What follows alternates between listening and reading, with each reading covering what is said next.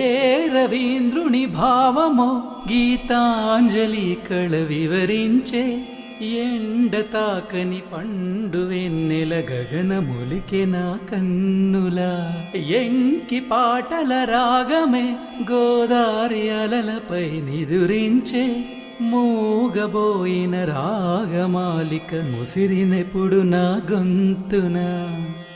సంగీతమా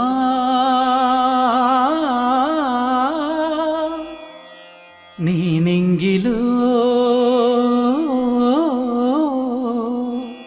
విరిసిన స్వరములే ఏడుగా